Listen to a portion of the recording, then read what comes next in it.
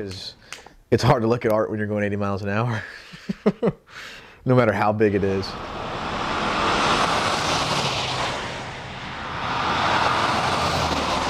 I think that there's a very long tradition of artists not following the norms and rules of society and so on.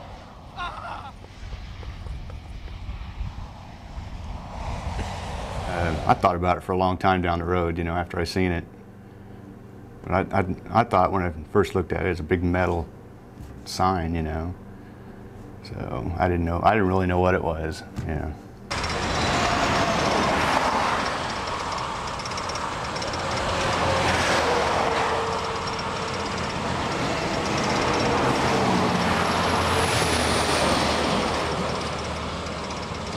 None of us are really great with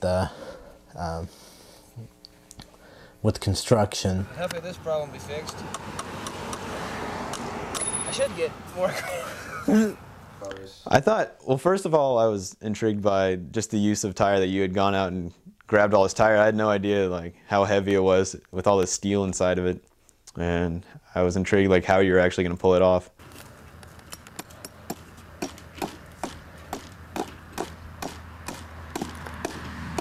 It was something that got put out there for people to see and hopefully appreciate and walk away with it when, you know, what they would. That's what art's about. You're putting information out there, and you know, people will take it as they will. It was a good journey. That's the main thing, is the journey. It's a good personal journey. I started out as a naive child. By the time I got back, I was a seasoned man.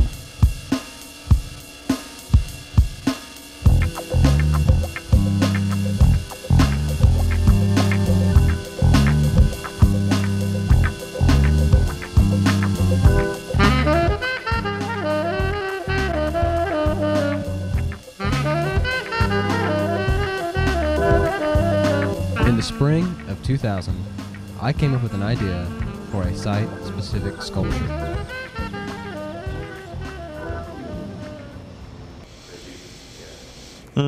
Just kind of mediator and somebody to help you focus on some of the, first of all, the conceptual things, to try and refine that a little bit, and then to help you with the practical aspects of making it work, you know. And I can't remember exactly what I told you in that respect, but I do recall that we had some discussions that I think led to it being a more stable and easily installed sculpture object than it might otherwise have been. So both, you know, conceptual and practical is what the role is for me, I think.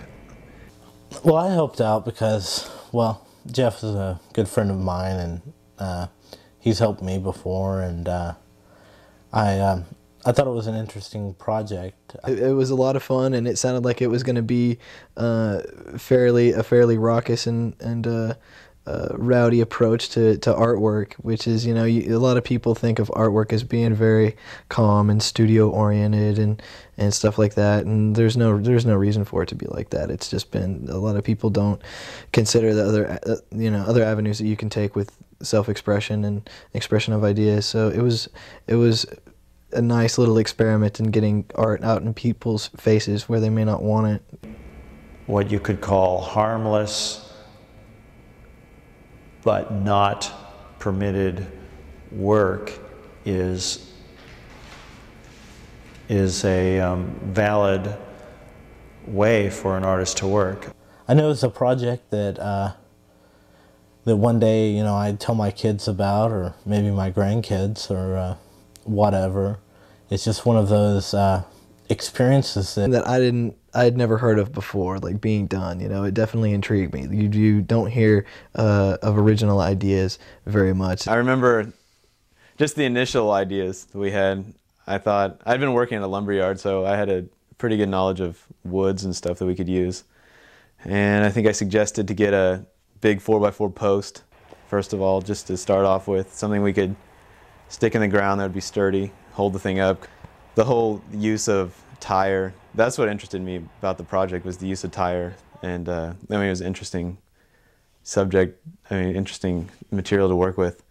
And I knew it was going to be heavy, so we need something that would hold it up. I was involved with the collecting of the tire and moving of materials and stuff from Home Depot, and we rolled up to I got a truck, so I was the driver, so we broke it down like that, and we decided that we wanted to collect it from the highway, that we wanted the raw rugged material, and that was Jeffrey's real intention with using the tire rubber, was that he wanted it to be road worn and something that had actually, you know, like there had been some history with it on Oklahoma highways.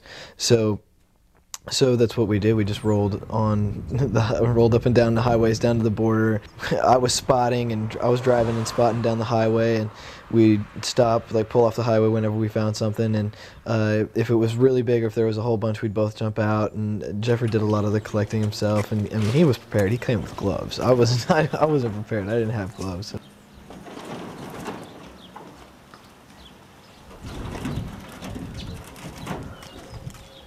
Environmentally clean work that recycled refuse materials and turned it into a temporary monument. I think that's a strong point, that it challenges conventional notions of both a recent history, perhaps, as it can be manifest in public work. You know, I think that's a strong point.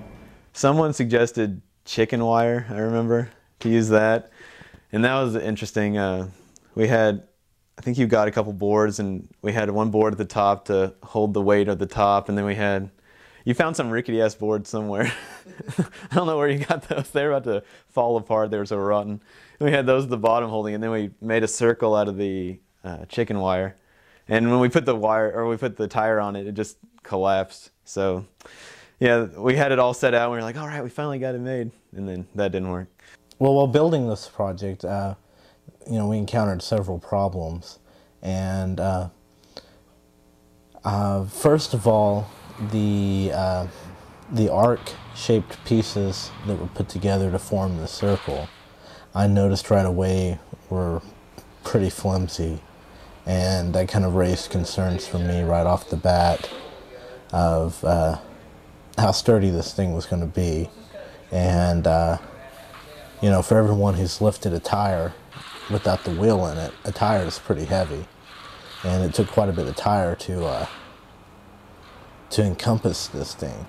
Early on, we kind of ran into a problem of the tires not fitting correctly, and we're kind of worried about that.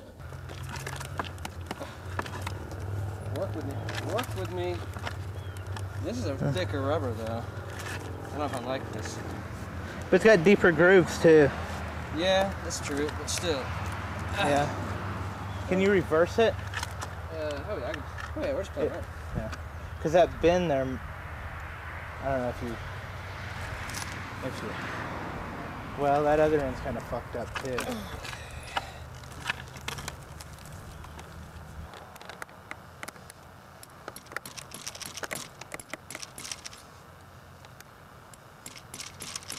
Another one of those hard spots.